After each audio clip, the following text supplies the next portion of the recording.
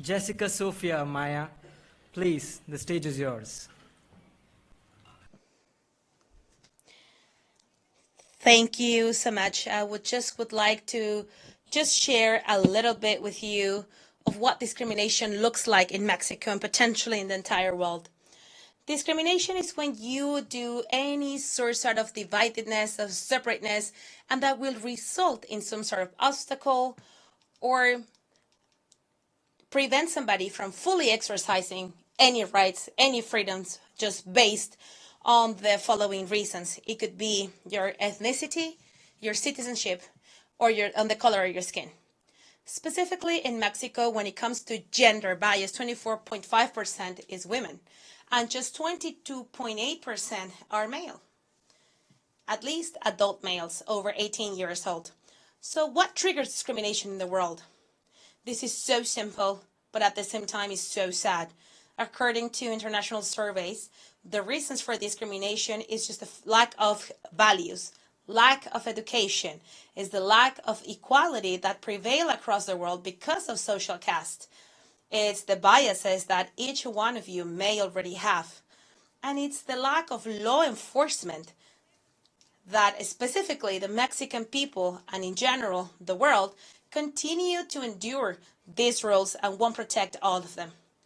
And so it is within this context that I would like to just share this little pamphlet. You know this pamphlet, right?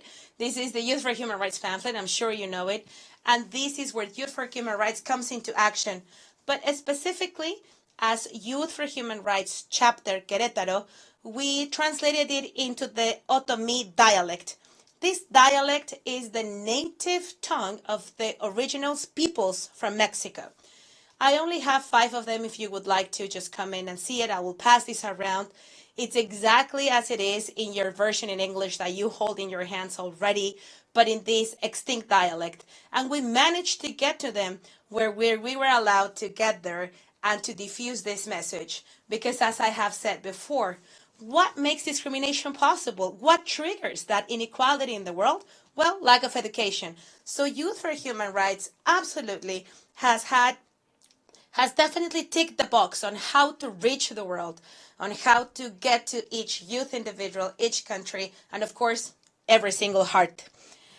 I would love to share so much more of what I have done so far from Youth for Human Rights Querétaro, but before I do, I would like you to please just remember this. How can we foster a peace culture?